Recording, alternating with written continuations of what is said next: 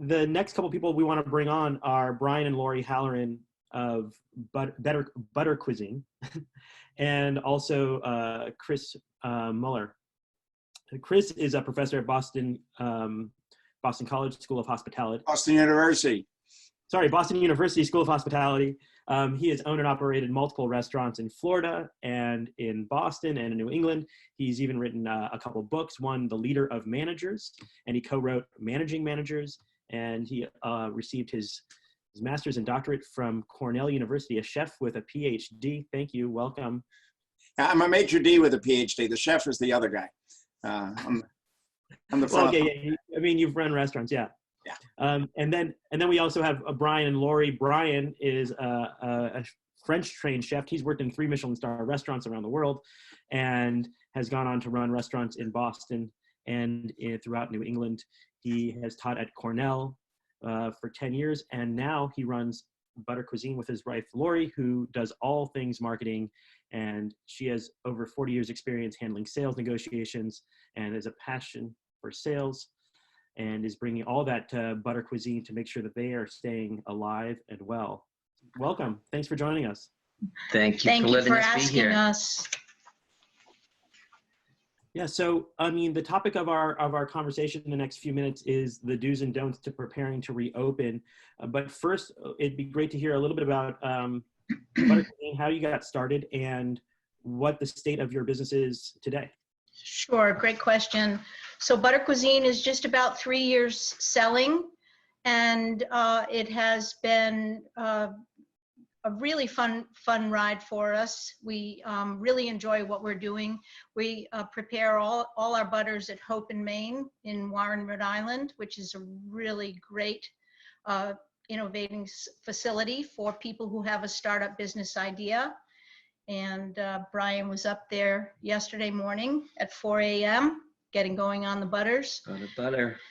And so our whole market until COVID-19 was farmers markets, and we are in a variety of stores all over Rhode Island, the Dave's Market chain and Belmont's and McQuaid's. And it's been a really great, it's been a great way for us to be selling our butters. And then all of a sudden, what happened was the farmers markets, there was no more sampling, which is really the way you have to understand how delicious these butters are. And so now we jumped on with Market Mobile and with What's Good 2 weeks ago today. And it's been a really fun ride. We've been learning a lot, as they have also been learning a lot, and they've been changing as we go. So it has been for us quite a couple of weeks here at Butter Cuisine. But I mean, one thing that surprised me when we were talking is that Hope in Maine is still open, this food incubator in Warren, and people are still able to manufacture. And can you tell me a little more about what they're doing to make sure that the space is safe and able for you to kind of keep your business rolling? Sure, I'll jump in on this one. They operate and manufacture at a pretty high level of sanitation, and they take all of the precautions on a 24/7 basis before everything started to go off with the virus. So it was no great hurdle for them to ask the members to just come in, a small team, respect social distancing, and make sure sanitation practices were being ultra observed. So that's how they're able to allow us to still manufacture in the incubation kitchens.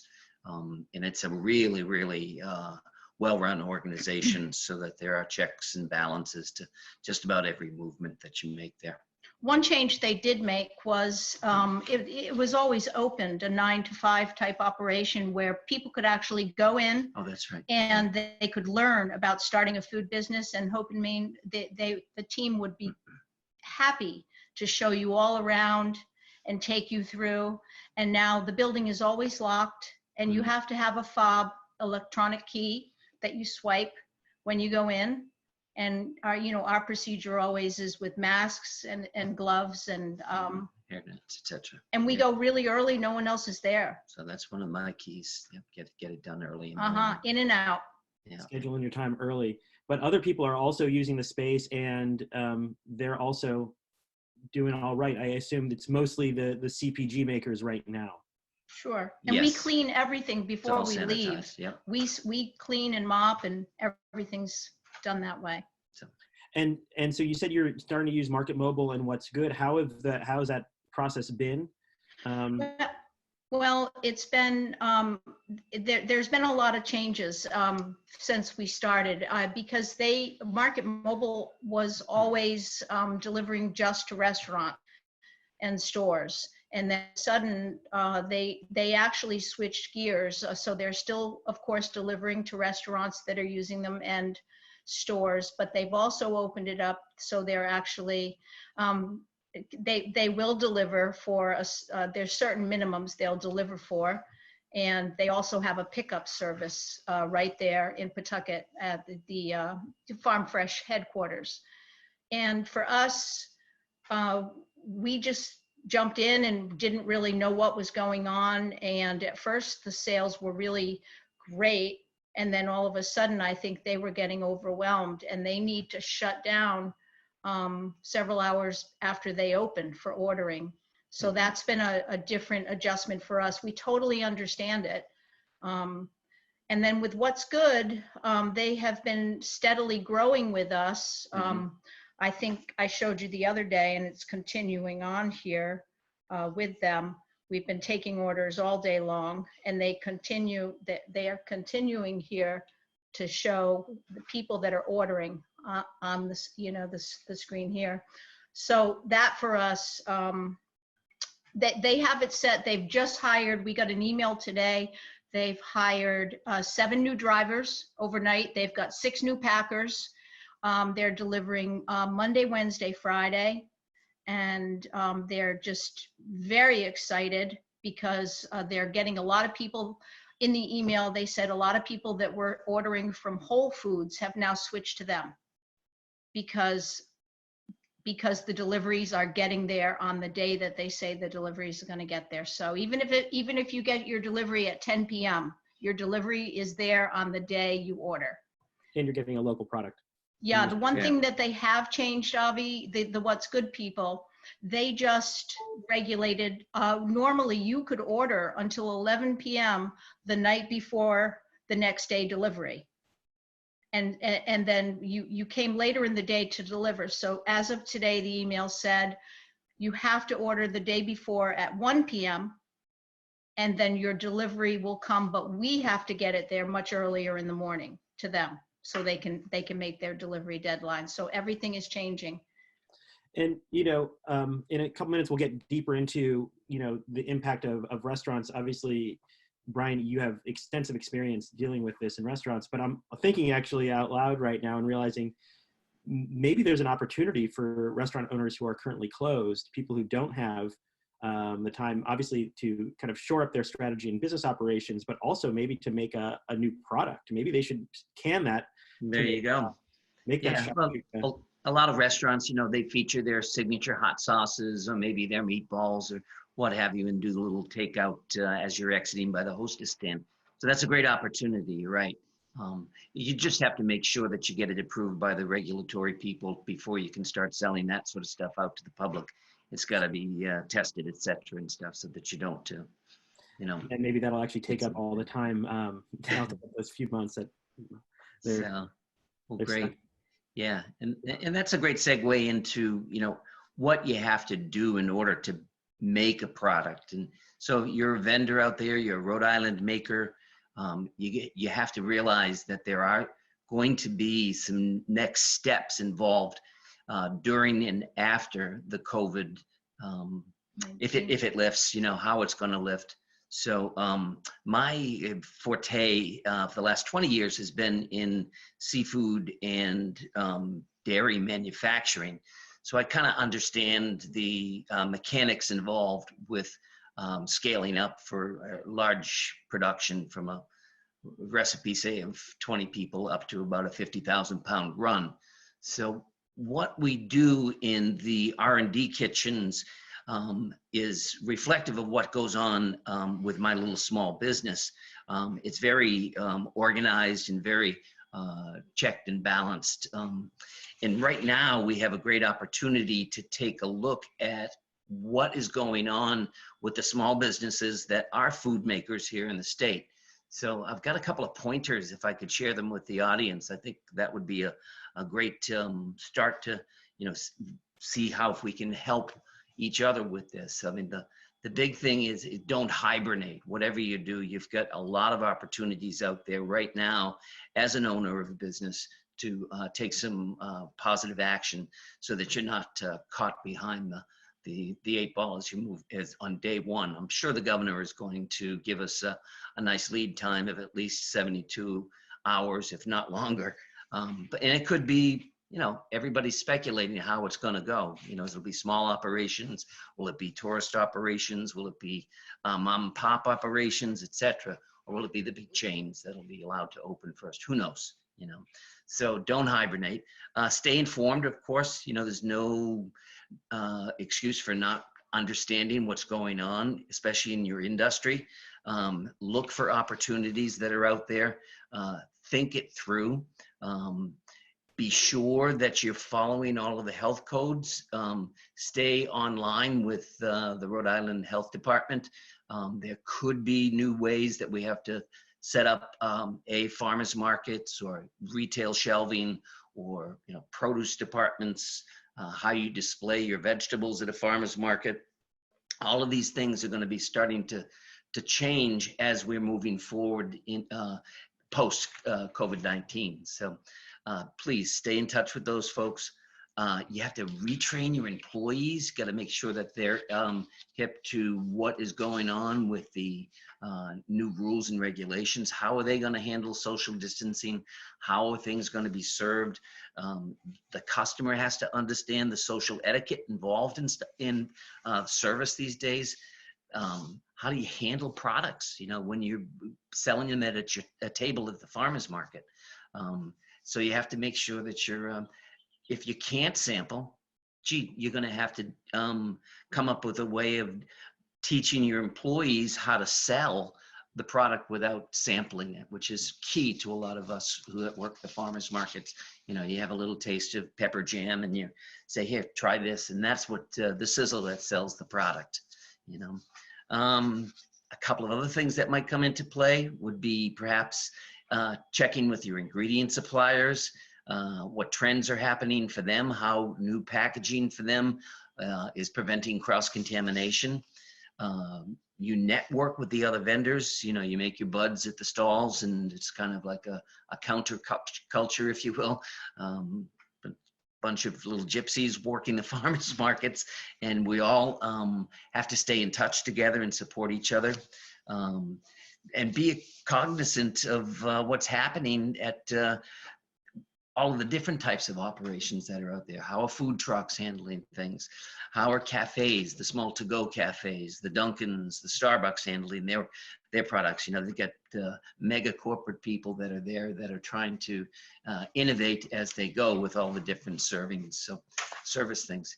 So remember, it's an opportunity. You have to look for ways to communicate. I know Dr. Muller is going to talk about that.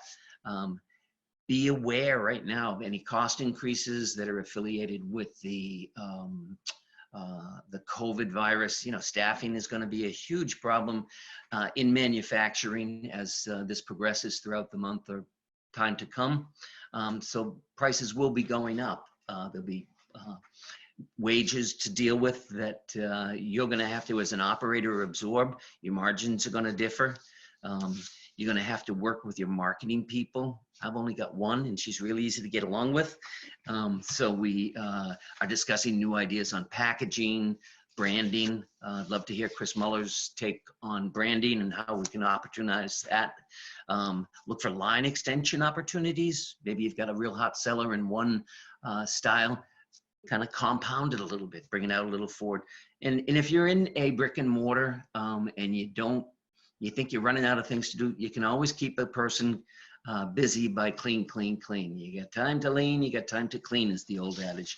So get your equipment up to speed, be ready for that 72-hour window, and you can knock it out of the park once we get rolling again. So that's what I've got as far as advice for vendors and manufacturing. And restaurants too. Yeah, And that seems like a good segue to some of the stuff that, you know, it overlaps a little bit with what Chris, you could share with folks. Also transitioning a little more from the operations to the management side, or the back end to the front end, which is still applicable to the whole restaurant. Yeah, and actually, one of the things that we've been trying to suggest is that even though we're in a downtime, and the natural reaction for a lot of people was just to close and ride out the storm, but what you really want to do is, if at all possible, even if it's a lean operation of doing the delivery and takeout, that keeps your kitchen and your employees sort of moving along. The idea, though, is to communicate. Just like we're doing here, it's a lot of us were not familiar with Zoom or with Google Hangouts or Microsoft Teams, but we all need to be now. And one of the ways to keep your community working is to become the leader of small teams within your organization. So set up group chats, group meetings with the front of the house, the back of the house, the dishwashing staff, the bartenders. Keep them actively engaged now, and use this, believe it or not, as a training opportunity. I've been producing for my students. I'm doing a lot of online classes. So I just taught 2 classes today, one to 100 and one to 35. But I've created some short video clips.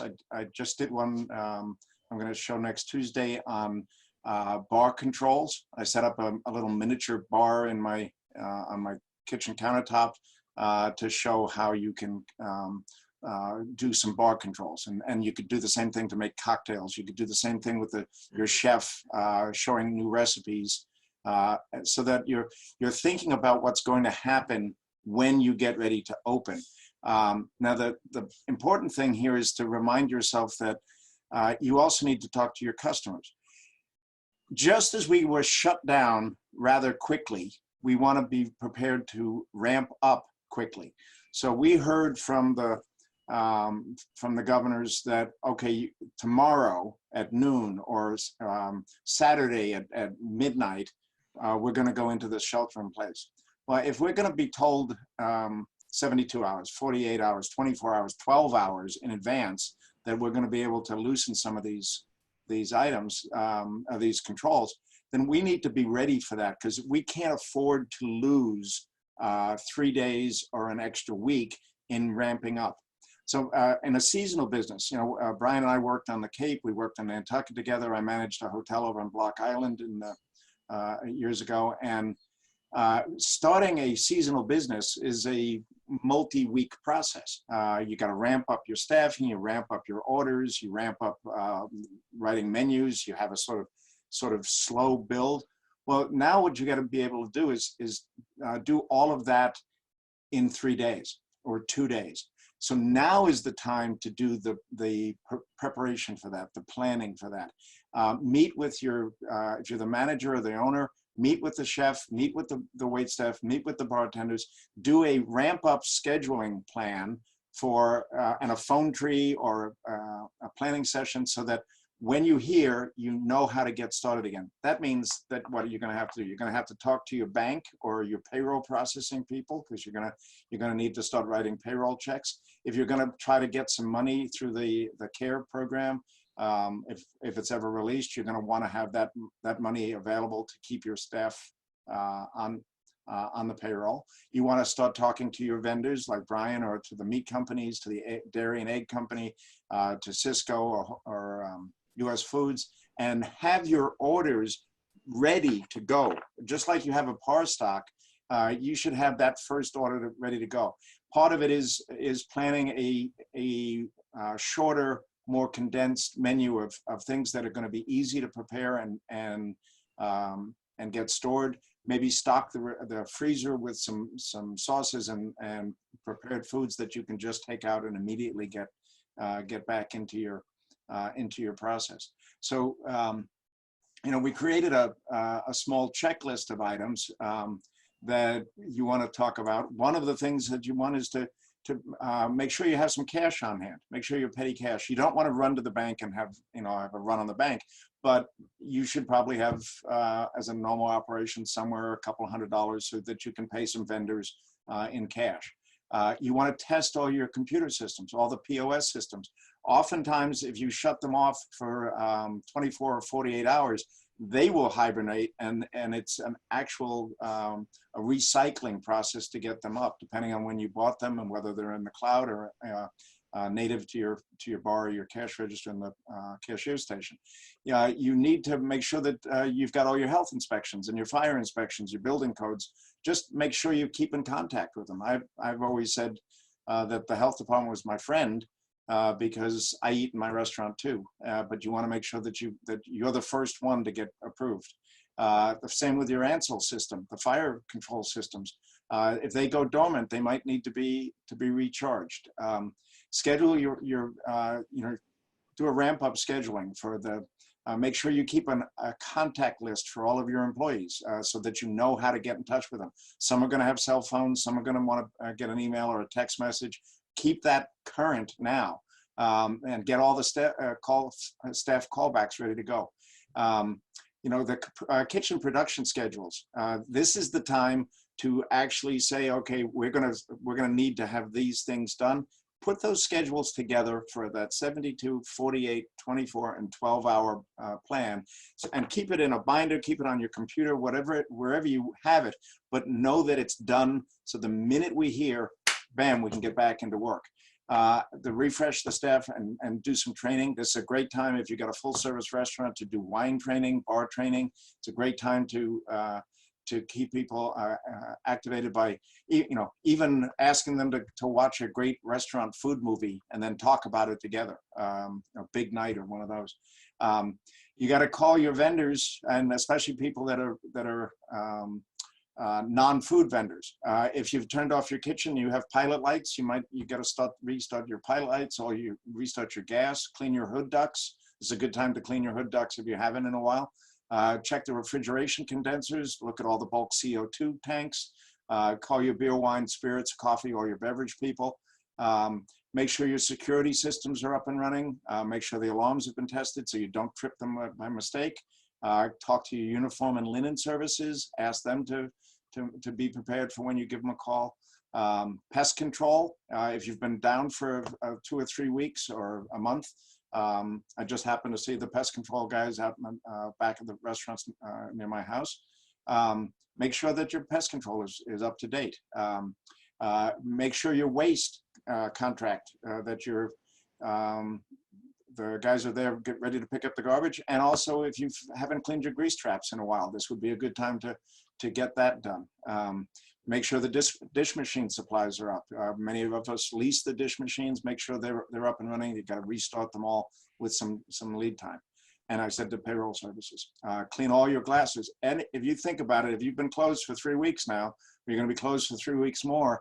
The glassware, the plateware, the silverware, all going to be needed to run through those dish machines to bring them back up to code, because they're all going to have gathered dust. And you want to make sure everything looks spotless. You want to make sure and go through and dust all the flat surfaces. And because of the COVID, you want to make sure that you sanitize all those hard surfaces. You should have your sanitation solutions go through and clean all of the surfaces before anybody comes back in the business. Set up an all-employee meeting so that you can get all these groups that you've been talking to, and then you want to start your social media campaigns. Go back and look at every opportunity you have to talk to a customer. This is the time that you should have your constant contact newsletters up and running. You should be communicating all the time. You want to have your text message ready to go. You want to have all of the wording saying, we're back, we're going to be here, and be able to push that button. I have Instagram photos already taken about the dishes you're going to have your Twitter account, your LinkedIn accounts, and be able to have that social media blast ready to go when it's ready. So that kind of list is what we're saying. This is the time to make the plans to reopen. And I think that I appreciate this list that you have, which you identified what a couple dozen things on most people's minds. They probably only think, okay, inventory, utilities, that's it.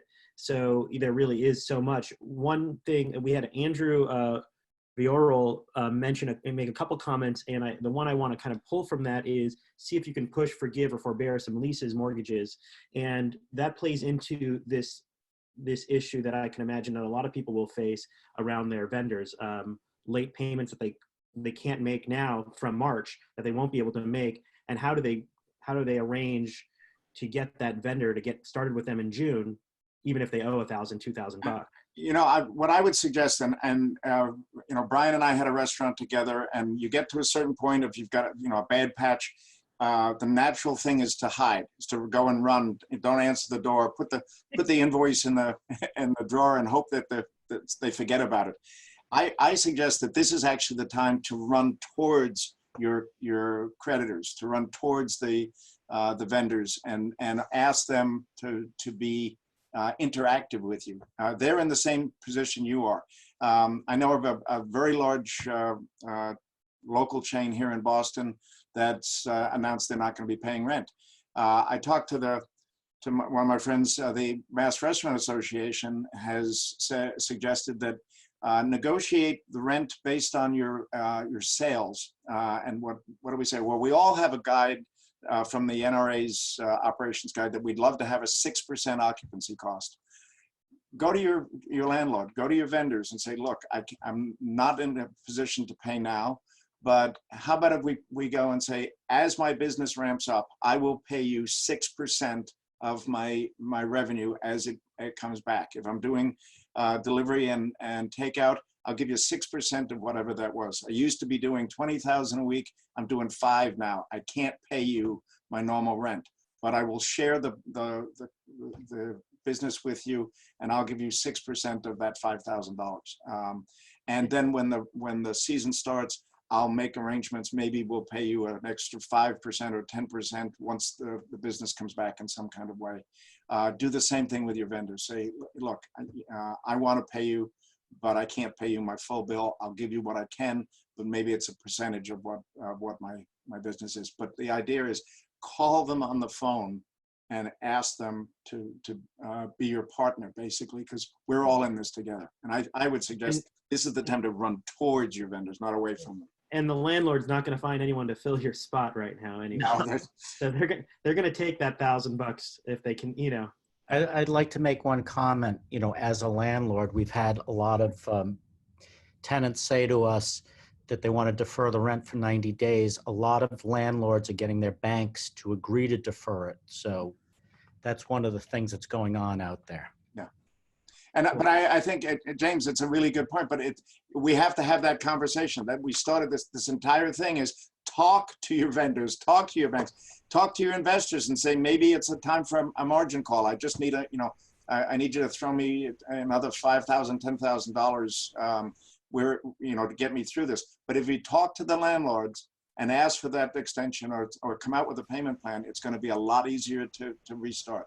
Communication is important, especially during this time with vendors, with customers, as you've mentioned, Chris, and to be out there and upfront because they know when they're in the same boat. I'm going to throw in something here that sometimes we forget. Having been the general manager of a number of restaurants, a study was done years ago when I was at Cornell that they found that the average general manager of a restaurant made 60 decisions an hour for every hour they were working. Now, that's not 60 decisions about the restaurant. That's 60 decisions about life. And, my sister's coming into town. Where should she go to dinner? Not here. I'm going to go get a new apartment. Where should I go? What kind of books should I read? Can you give me $5 until Tuesday? The decisions are more about personal problems than they are about the business. And the reason that happens is because you have this title, this position power of being general manager, people assume that you're a decision maker and they will look to you for advice. So as I said, I taught 2 classes today. I taught each of those classes. The first 15 minutes were the students asking me about things like, should we wear masks outside? What's going to happen to this? They want you to give them some guidance because they rely on you in their daily lives to help them make decisions normally. And so that communication with your staff is really important because they want you to help them get through this crisis because they count on you having been the person that got them through before it happened. Don't run away from that leadership role. So we're just about out of time. Brian and Chris, Lori, thank you so much. This is great. I wish Butter Cuisine the best of luck. Glad things are going well right now. Thank you so much. And Chris, thank you so much for sharing so much knowledge. You got it. Thanks a lot. Yeah, thanks for having us.